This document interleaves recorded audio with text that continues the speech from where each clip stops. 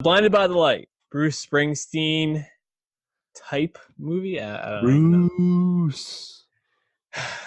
Gurinder Chatta, Uh, Chadra? Where are them? Chatta, I think. Chada, the director of Chadha. Bend Like Beckham. Yeah. Directed Blinded by the Light. This movie based on music by Bruce Springsteen and the memoir of Sarfraz Manzoor, who was a Pakistani Londoner. Side note, when at the end of the credits, when you see the picture Mhm. of the real guy, did you not think he looked like a Pakistani Mark Ruffalo? Because that's what I saw. I did for a second. Yeah. I was like, I was with my girlfriend Julianne, who loves Mark um, and I was like, yeah, it looks like a little bit like Mark Ruffalo, and she didn't see it, but I thought so. That was an offensive thing to say to her, I'm sure. So following Yesterday, which is the obvious comparison for this movie, a story that uses music by a famous artist to tell its story. Obviously, a little bit more ingrained in Yesterday as a plot device. This a little bit more as an explaining device, I think, in this movie, at least internal and emotional explaining. You texted me this, so I want to give you credit for it. Bruce ain't the Beatles, man, and that's kind of how I felt about this movie. It was good. It was good, and especially the second half. There's a scene where they put on Born to Run, and they shut the radio station. They run around London. Fuck Tiffany. Yeah, and they're having a good time. From that point on, the movie really picks up for me. But prior to that, I was like, ooh, this is going to be another tough hour to get through. And I found myself somewhere in the middle where I didn't think this was a bad movie, but I also don't know if I agree with the praise it's gotten from, what was it? It wasn't TIFF, right? It was at Sundance. Gotcha. Mm-hmm. Yeah. You mentioned Yesterday, the obvious comparison, the most recent musical film. And not a musical story about music. And that obviously has the super high concept, what if people forgot the Beatles after this one guy thing, right? We don't have that. This is a much more conventional coming of age story, as you said, based off a biopic from a British Pakistani fellow. And it's really conventional, I think, to a fault at times, because I think a lot of the supporting characters are quite thin. In terms of there's not really much added to them. What you see is what you get. You're familiar with these types of archetypes before. The dad, the mom, the sister, the bullies, the DJ at the school, all that stuff. Nothing was the politically minded love interest, all that stuff. But I can't help but be impressed with just how charming the movie is. And what's the name of what's the lead actor's name again? Plays Javid. Javid. Sorry, I'm looking at my notes here. This is his first big screen role, and I think at times, perhaps maybe in the beginning when he's trying to ask to just read lines and there's no like really big set pieces yet, it kind of shows that he's a bit of a neophyte as an actor.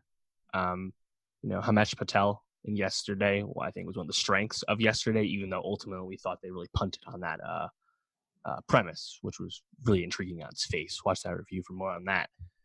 But like I said, I think Blinded by the Light is just really charming, and I think the key thing that it needs to do right, which I think is what it does, is it communicates why some people are really into Bruce Springsteen, especially people from this time in the 80s, late 80s. Mm-hmm. And as someone who is not a Bruce Springsteen person at all, like I know his hits, I like his hits, but like my parents never played it growing up, so I was never really exposed to a lot of his deep cuts or anything like that. The way they really focus and honed in on the lyrics of Bruce throughout this movie, and I mean they play 17 different Bruce songs. That's a lot to license, and showing the lyrics, like actually like the physical words in front of you while he's listening to the songs and trying to really show you why or what he's feeling and why the song is getting him through that. I think that works. And if it didn't work, the movie really wouldn't work at all. but I think that gets through. And as you said, in the second half, it really starts to pick up, and it's kind of just one of those, those feel good movies.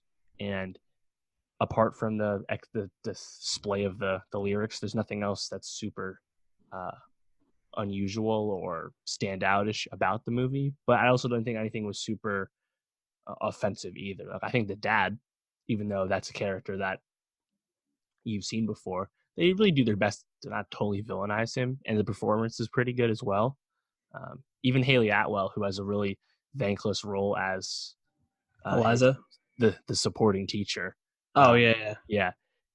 She's so good just because it's Haley Atwell. She's a talented performer. Yeah. And she's awesome. Yeah. So, I thought it was good. I liked it more than yesterday.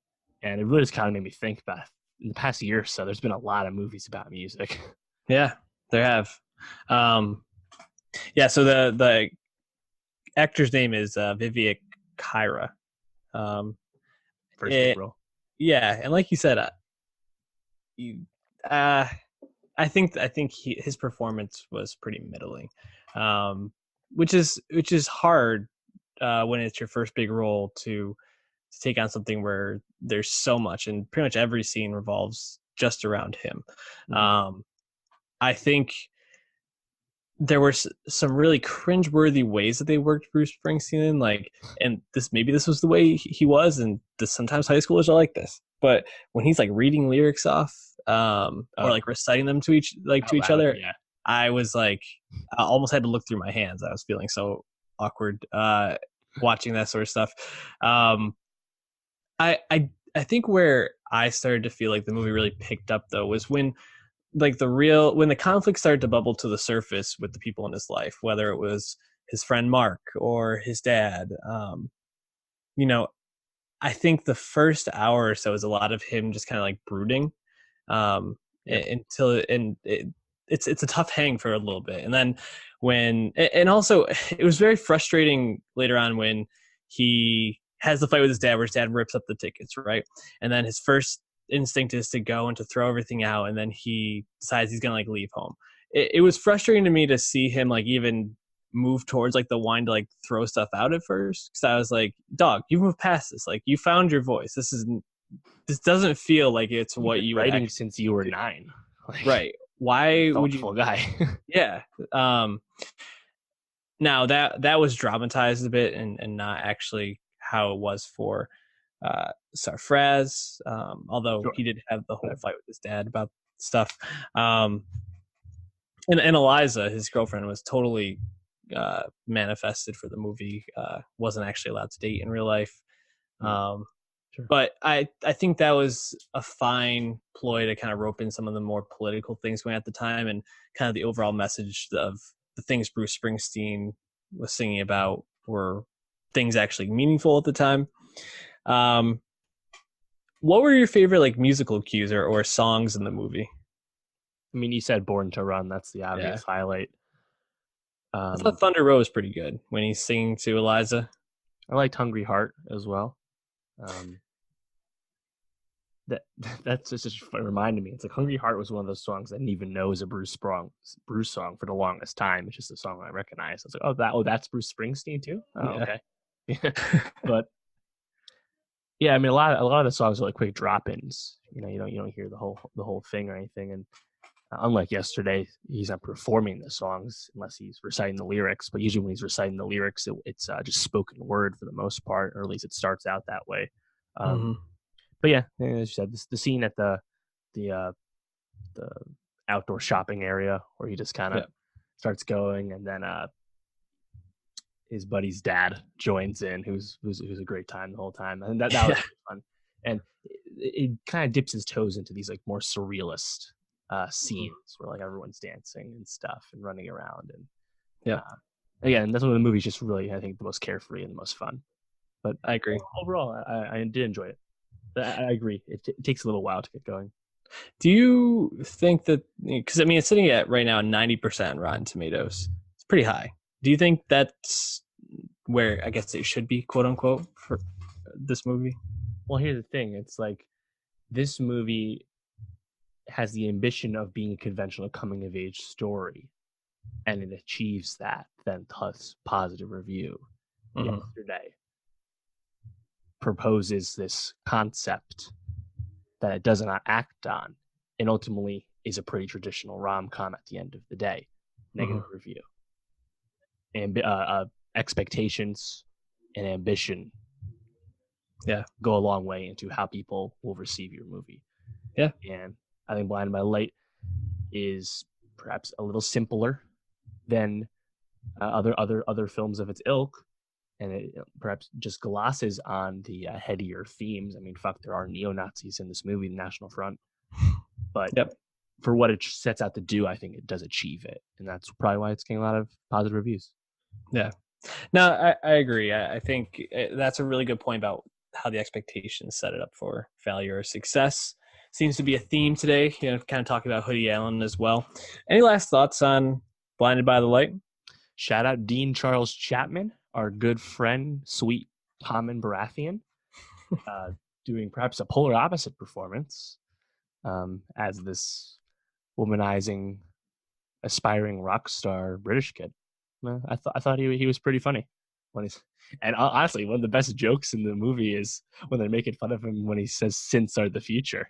Yeah, Great meta joke. definitely.